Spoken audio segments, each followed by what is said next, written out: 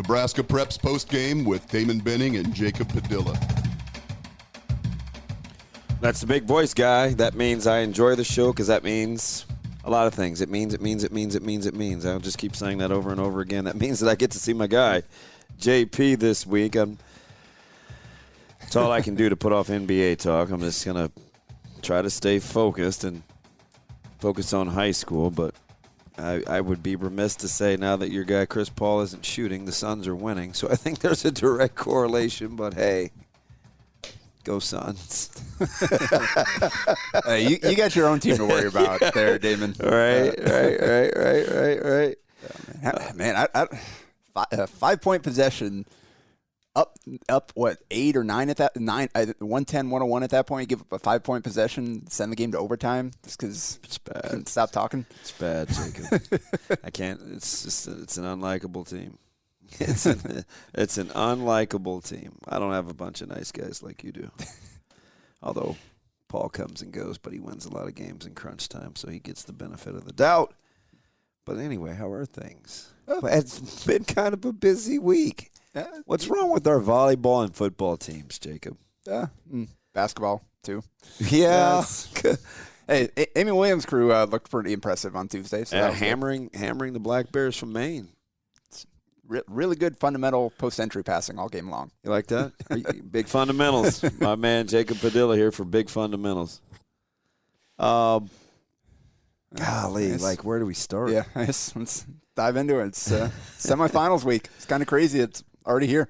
Yeah, we're here. So much for chalk, huh? Yeah, what I got through, I think I counted 8 double-digit seeds still alive in the semifinals between all of the classes. That is insane. And there are some 6s, some 7s, some 9s. Like chalk did definitely not hold up through most of the tournament this year. So if you're going to kind of give a thumbnail sketch, I guess for some, maybe, and I guess Plattsmouth, you could kind of point to injuries, but that's part of it at this time of year. Maybe it's playoff resilience. You've got some teams that are used to playing well when it matters that are kind of revealing themselves. Some teams that have had good teams before that haven't found ways to get over the hump. That's kind of a reoccurring theme. What's kind of your summation? And then a lot of teams that it seems kind of figured some things out late in the season and had a much stronger second half than they did the first. Obviously, Omaha North is one of those. But, yeah, there's a lot of teams that came into the tournament just with a modest record, 5-4, 4-5, 6-3, and are still alive. So they found a way, like you said, to go out and do it. And some of these games were blowouts as well for the lower seed. So just pretty crazy round of results so far in the tournament. So you want to start in A, you want to start in B, you want to go C?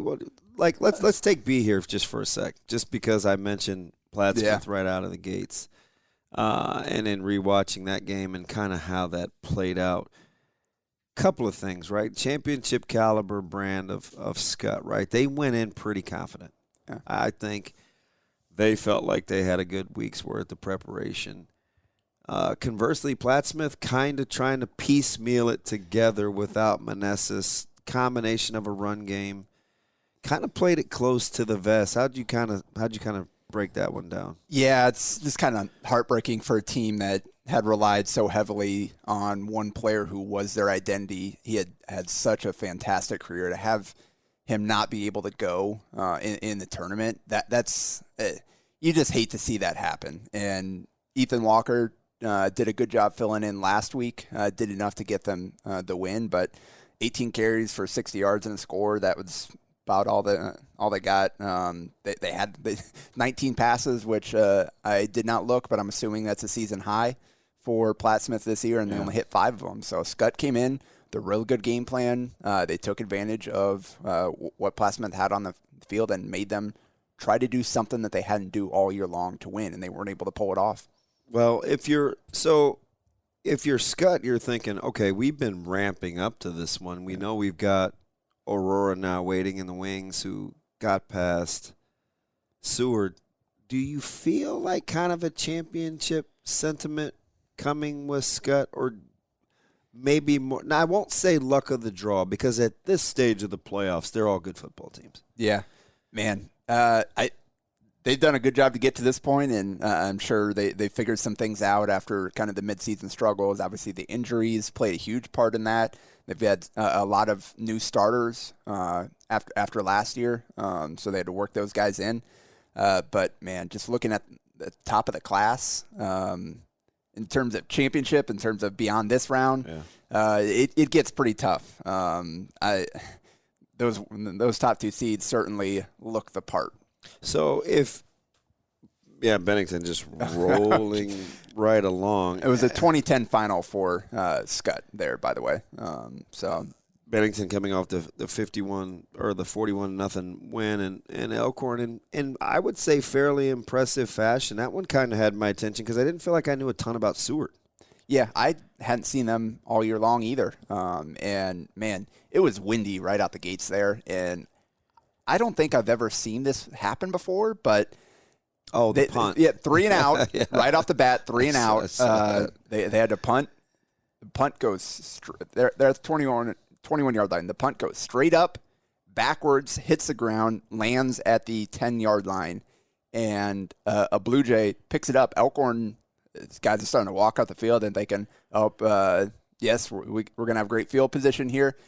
He picks it up and starts running up the sideline, and nobody gets in his way, and he's got a caravan and 90 yards to the end zone for a touchdown. And apparently the rule is if the ball does not land beyond the line of scrimmage, you can pick it up and advance it. Yeah. And that's a heads-up play by Seward. It happened to us. We figured out the rule against Omaha North. Oh, wow. Ball was punted. It never crossed the line of scrimmage. It was 4th down. They picked it up and ran 20-some-odd yards for a first down. And slightly less damaging. Yeah, but we learned the hard way, and so now that's just something that we practice. But I cringed as soon as I saw it because I think a lot of high school kids are not familiar with that rule. Yeah, that's a hard one to, I think, be familiar with. I don't think, again, that's the first time I'd ever seen it. Yeah. And I was kind of looking at other people on the sideline, like turn heads, like, is that right? Is that the rule? Like, and apparently it was. So heads up to those officials for knowing the rule book and calling that correctly. But yeah, it started out 7-0 there. Good. I'm sure that helped Seward a lot, and they hung in there. They were not able to get any kind of run game going at all. And again, like, it was so windy. Like, the downfield passing game just was going to be tough all day long. I thought Gavin Suckup had some nice throws, but in the wind like that, having to throw nearly 40 times, it's just going to be tough to win that way. And Trevor Ruth, you could see, like, I think he walked out of there on crutches at the end of the game. He's been playing hurt for a while, and apparently finished with 15 tackles on defense, but on offense only got a couple carries. Looked to be laboring. They never got their halfback going. And that Ruth family, that's a tough family. Yeah. A little Makovica blood in there. Props to him. Probably should have been out there, but he did what he could. And they hung in there for a while, but they just couldn't hold on. And Elkhorn eventually kind of pounded away, and pulled away in the second half. And 49 carries for 264 yards and 5 scores on the ground. So that's what Elkhorn did. That's what Elkhorn does. Henry Kroger was good again, over 100 yards, 3 scores. And Dane Peterson was everywhere on defense. He's a really good He's a good athlete. There was one possession where Seward had a 3rd and 1 near midfield. Stopped them at the line on 3rd down. They went for it. He stopped them again at the line on 4th down. And I think he had double-digit tackles. They only targeted him twice. Once was an overthrow. A second time, fade route on 3rd and long, caught it for 26 yards, just went over the top and pulled it down. Hey, you can go get it, Kenny.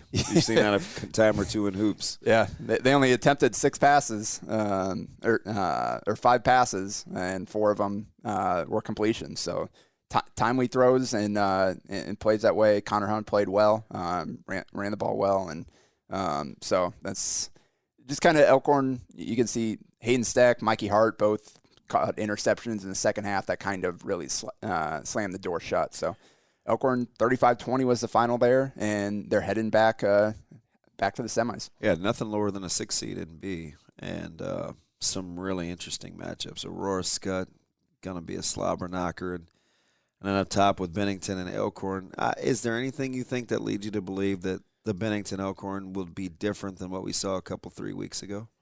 No, man, I don't know that at this point, Bennington is just such a machine.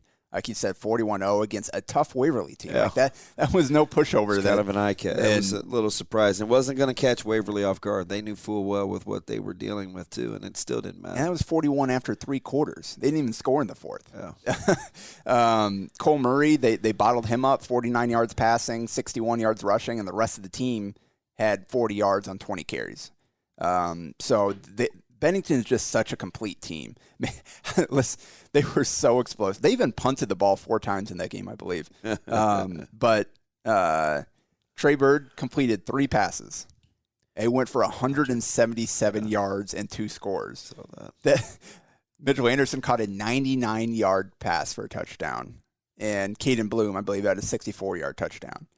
And meanwhile, Dylan Mostick does what he does, nearly $150 rushing, 3 scores, and Seth Wempen getting back. Like they were dominant throughout the season. Kind of an extra piece, right? Secondary, not necessary, and he's a really good player. 10 tackles, fumble recovery. Austin Holtz had 11 tackles, 3 for loss, forced fumble. Like he doesn't necessarily have the look of a typical outside linebacker, but dude just goes out there and make plays. So they are just such a complete team. It's just I'm having a hard time seeing them not going all the way there, but we'll see what happens in these last 2 rounds. Let's hop over to A. We'll go back and give 34-14 was the final for Aurora against Scottsbluff.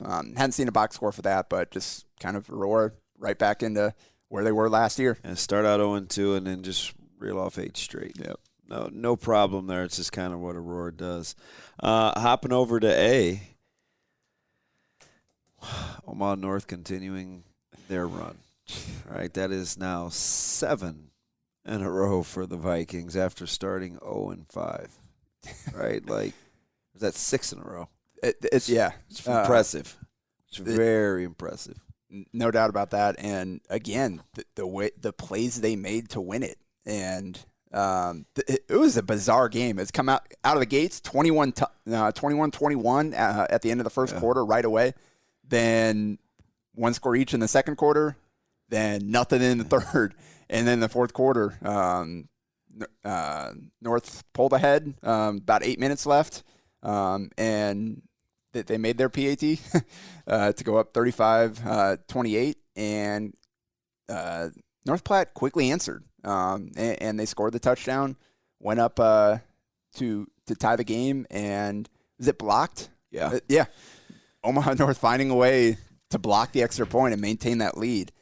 And then after that, they ran off nearly 6 minutes. They went for a 4th and 2 near midfield, I believe.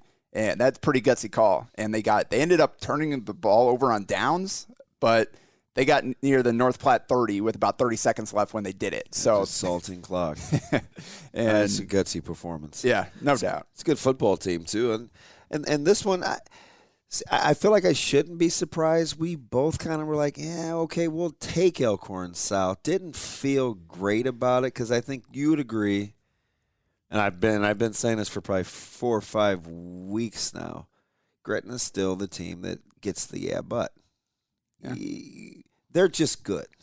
Yes. So, and I'm hearing it already this week. Right, the wind will be the great neutralizer, and Gretna won't be able to throw the ball with the weather. And I'm just thinking, yeah, it's a good football team, man. They're pretty complete. It's pretty windy on Friday too, and the thing about Gretna is they've, I think, kind of rounded into a more well-rounded team Huber down the stretch. Huber is really, really good. He has been huge in the postseason, and he's been during the regular season. He was kind of up and down. There's some games he had really big games, other games where the running game wasn't really a factor at all. But not bad for a baseball guy, right? Yeah. Not only that, but defensively, that's where they won this game. Zane Flores really made one throw to win that game, but that was a 14-7 final. This was a defensive game. Elkhorn South scored on their first drive on a great run from Cooper Katsky, and then they didn't score again the rest of the day. And that the defense was all over the place. We have Cooper Kasky. Sorry, I'm looking. Of course, South has Stratus. Looking ahead at the wrong. He was running all over the place last week. But Stratus, great run. But 26 yards, I think. But that was it for Elkhorn South. And Cole Ballard did what he does. He played really well. Nearly 150 yards himself. Had a nice little screen pass, but they just couldn't quite get enough on the outside. They couldn't really execute late in the chains to get in the red zone, and they had a chance. That's man. And it couldn't have got off to a much worse start for Gretna. Flores turned the ball over on the first 2 possessions, and 16-yard run, and then Elkhorn South popped the ball free, and then a turnover, taking a deep shot on the next possession. Credit to Gretna for that's the thing. It's not it. You kind of just get the sense like they believe this is a mentally tough team, and physically I think they're tougher. I just think there's this inkling to think Gretna and a little bit of soft and flash and dash because they throw it around the yard, but it's a tough football team. They play good defense, man. They're physical. They got good size too. And Elkhorn South was in the red zone. They were inside the 5.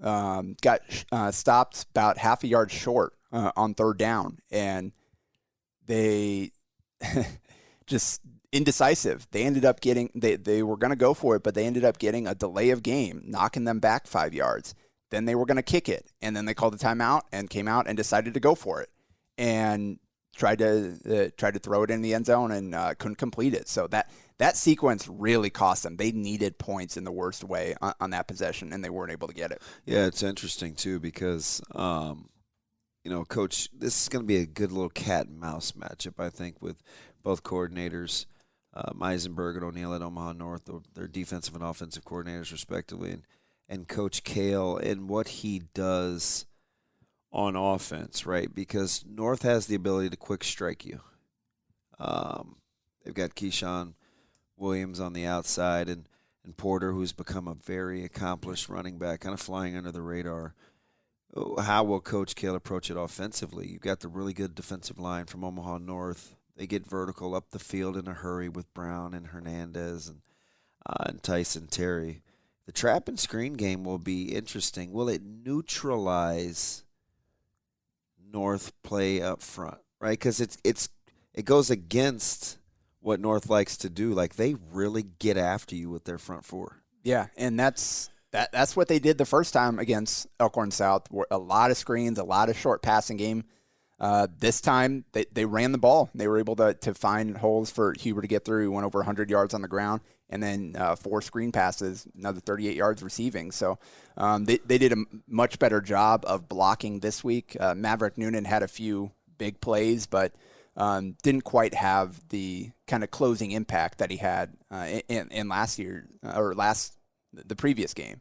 And that's credit to the blocking scheme and Flores kind of handling the pressure and playing well there. And again, it was a 61-yard touchdown to Joe Roll, and they hadn't really connected deep all game long. And then suddenly Roll got behind the defense, and Flores laid it right on him and made the winning play. So that's gonna. I think that's what it's gonna have to be. You're gonna have to be smart, quick passing game, hit the screens, hit the short little outs, little slants, and then wait for the right time to hit them with the deep shot. And they've got the guys that can go do it. I know. I think the conventional wisdom is, well, hey, the more inclement the weather, the more it would affect Gretna. I'm not so sure. Jordan Williams and Keyshawn Williams, quarterback to wide receiver, really come alive. They've come along, and they've gotten vertical in the passing game. Keyshawn is good at playing balls in the air, and he can really go get it. I'm not so sure there's a weather advantage there. Yeah. Right? Because I think North needs those – I think they need those big chunk plays in the passing game, kind of given how they like to play. The weather will be an interesting one in that one, much like in our semifinal game. By ours, I mean Omaha West Side and Bellevue West, right? 2 teams that can both throw it and run it. There's the chalk on that side of the bracket. We had 5-16 in one semi, and then we got 2-3 in the other. And both of them looked just as impressive as we expected doing it. You guys 42-3 over a Burke team that showed some resiliency last year. Cooper Katsky played really well last week, and you guys completely bottled him up, and they couldn't get anything going. Obviously, no Trey Starks hurt Burke. He's their best playmaker on offense and the back end on defense as well. But they just could not find a way to move the ball, to score the ball against you guys. Yeah. Obviously, it didn't hurt that one Caleb Benning was one of Katsky's favorite receivers in that game. Yeah. Fortunately, he's on the other team. He's really coming into his own, and he's going to be tested against a really good Bellevue West team. You know how Bellevue West offensively likes to play, right? A lot of 3-by-1, 2-by-2. You got to have good safety play. So we're looking forward to kind of that game plan. And I think with Westside against Burke, just being in Burke's game plan so much, right? People make a lot of hay about Starks. It would have been very tough to get him the ball. You know, you always want to see a team's best players play just so you can have a real good gauge of kind of where you're at. But I think Burke up front really struggled blocking Omaha Westside. It was a tough night for Katsky. 27 carries for 55 yards. It's a pretty good defensive job by the Warriors there. And 4 touchdowns for, I guess, each Rezak? They're just sharing the touchdowns within the family. So, we haven't had to really Dom's had a chance to rest. And with the emergence of Jamez Ross and Dom playing more defense now to get ready for this stretch run, he'll start at safety against Bellevue West, which is, you'll have a Benning and a Rezak at the safety spot, a Tommy Conley at the Mike linebacker spot. You're going to have to be good up the middle with Bellevue West because they obviously have a few more racers, right? If you're looking for problem solvers, probably advantage Bellevue West. And I tell you what, man, Grand Island saw that in all its glory in a hurry. That was a 52-20 final, but it was 52-7 after the third quarter. Again, L.J. Richardson, 5 touchdowns, threw another one. Luke Johansson, again, he has really rounded into shape in the second half of the season. Since for those guys, when they decided to just go to the one quarterback system, they really started to flourish. That flipping Helms over to defense. Riley Ducker playing some defense, TK and those guys playing more defense like that has really helped that football team. And 297 yards, 19 of 25 passing, a score. Hit 7 different receivers. And again, with Bellevue West, you never know who's going to be the leading receiver on a given game. That's what makes them tough. This time it was Davon Hall with 7 catches for 83 yards. TK Barnett had 4 catches, 71 yards, and 2 scores. So you never know where they're going to be able to hit you. So depth in the secondary and pressure up front is going to be key, as it always is against them. Speaking of pressure up front, you had Kane Camise in the middle, and then Arden Jenkins on the outside, 3 sacks in that game. Really putting Camise he's the real deal. Pressure. He's the real deal. We've cut up a lot of film and watched him to try to game plan. He is 99 is a handful. It's not quite the tandem that they had 2 years ago when they beat Westside in the state finals, where you're going probably 630 pounds between your 2 interior guys. But they're tough up front. Yeah, and like I said, I've said this before, but credit to Kitan Fife for heck of a senior season. I don't know that there's a single player, strong kid, that did more for his team this season than he did. He battled in there, did what he could, but Bellevue West is tough right now. And he had 120 yards passing, 2 touchdowns, carried the ball 9 times, only 30 yards, 9 tackles, nearly 45-yard punt average, but just wasn't quite enough. They didn't have enough firepower to keep up. But, again, Bellevue West, Omaha Westside, that is going to be a phenomenal semifinal. I'll stay out of the predictions on that one. Do you have one for Bellevue West and Westside? I have not seen you guys at full strength. That Grand Island game was the only time I've seen Westside this year. So I will also withhold my judgment there because I would like to have seen you guys a little bit more recently. Again, with Ross. Much different team. Yes. So, man, Bellevue West is on an absolute roll right now, but look at Westside's sitting there at 11-0. So they've been on a roll all season. What do you think about North and Gretna? Yeah.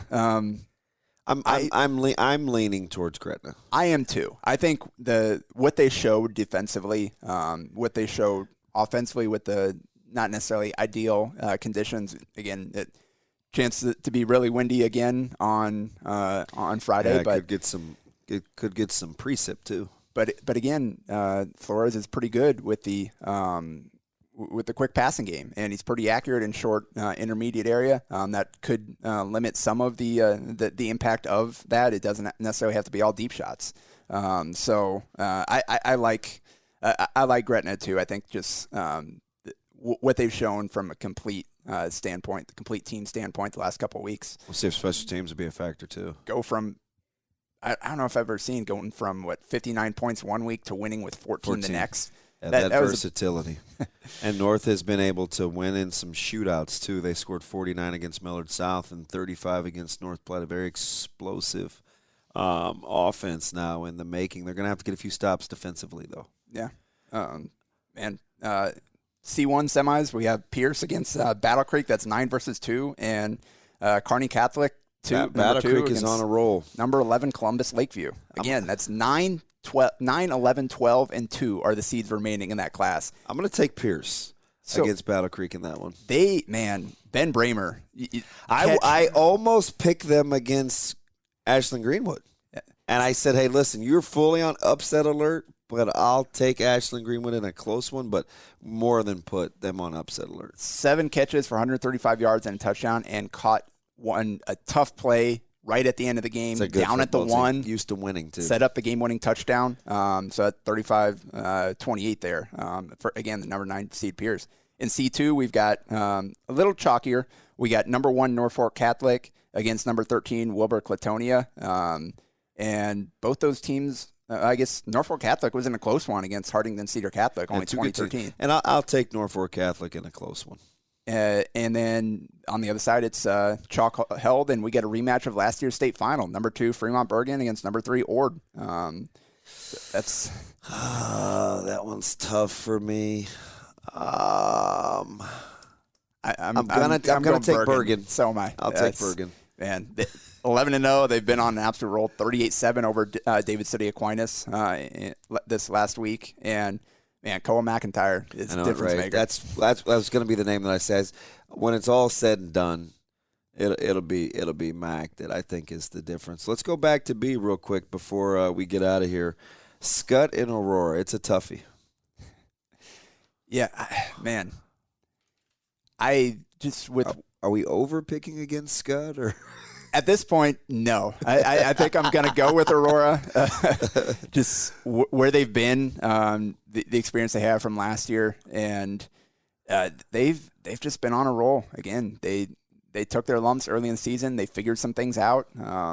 They tested themselves against really good teams, and here they are looking to get back to where they were a year ago. And it's just Scott. They found a ways to win, but I'm still kind of waiting to see the complete performance. Yeah. I'll take Aurora as well, and I think we'll both take Bennington. Yes. Well, this should be a good one. This should be a good one. There'll be plenty to talk about next Wednesday. We hear the music. That means it was one of the fastest, exactly 30 minutes in podcast sports talk. That's Nebraska Preps postgame. That's my man Jacob Padilla. I am ODB. We will be back next week. Don't you dare miss us.